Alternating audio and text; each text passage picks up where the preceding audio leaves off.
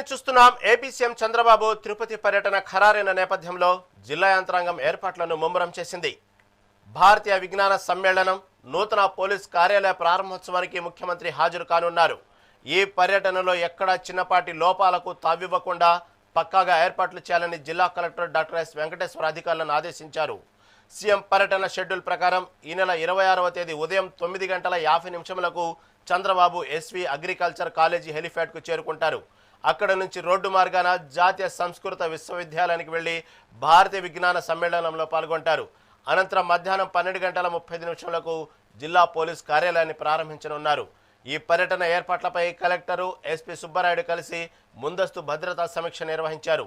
ముఖ్యమంత్రి ప్రయాణించే మార్గాల్లో రోడ్లకు మరమ్మతులు చేపట్టాలని, నిరంతర విద్యుత్ సరఫరా ఉండేలా చూడాలని కలెక్టర్ స్పష్టం చేశారు.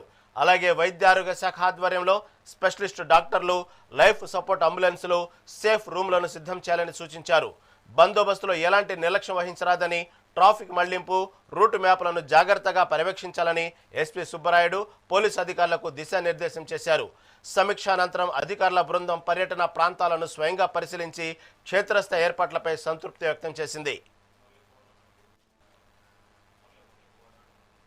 దీని గురించి మరింత సమాచారం మా రీజనల్ కోఆర్డినేటర్ మురళి అందిస్తారు. మురళి, ఏపీ సీఎం చంద్రబాబు సంబంధించిన పర్యటన ఏదైతే ఉందో 26వ తేదీన సంబంధించి అంటే రేపు, దీని గురించి తాజా అప్డేట్ ఏంటి? Good morning Rahim. రేపు మార్నింగ్ అగ్రికల్చర్ యూనివర్సిటీకి చేరుకోనున్నారు రాష్ట్ర ముఖ్యమంత్రి నారా చంద్రబాబు నాయుడు.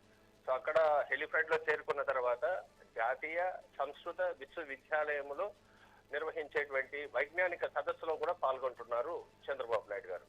తొలి రోజు చంద్రబాబు నాయుడు పాల్గొంటే మరుసటి రోజు ఆర్ఎస్ఎస్ చీఫ్ భగవత్ పాల్గొంటారు. చివరి రోజున deputy chief minister Pawan Kalyan పాల్గొనున్నారు. ఈ నేపథ్యంలో నిన్న జిల్లా కలెక్టర్ వెంకటేశ్వర్ అలాగే ఎస్పీ సుబ్బరాయుడు ఇద్దరు కూడా అధికార యంత్రాంగం మొత్తం కూడా ముఖ్యమంత్రి పర్యటన సందర్భంగా ఎలాంటి అవాంఛనీయ సంఘటనలు చోటు చేసుకోకుండా ముందస్తు జాగ్రత్తల్లో భాగంగా ప్రతి చోట కూడా పోలీస్ పహారా పెట్టినటువంటి ఒక పరిస్థితి, సీసీ సర్వేలెన్సెస్ లో తీసుకుంటున్నటువంటి ఒక పరిస్థితి. ఓవైపు తిరుమల క్షేత్రానికి పోటెత్తున్నటువంటి భక్తులు ఒకవైపు, మరోవైపు ఈ చంద్రబాబు నాయుడు పర్యటన పైన కూడా పోలీసు భద్రతా చర్యలు ముమ్మరం చేసినటువంటి ఒక పరిస్థితి. అంటే ఇక్కడ సంస్కృత విశ్వవిద్యాలయంలో ఈ వైజ్ఞానిక సదస్సు ద్వారా భారతదేశంలో సంస్కృతానికి ఉన్నటువంటి విలువలను చాటింపు చేయడంలో భాగంగా ఈ ఒక పెద్ద వైజ్ఞానిక సదస్సును కూడా ఏర్పాటు చేయబోతున్నారు.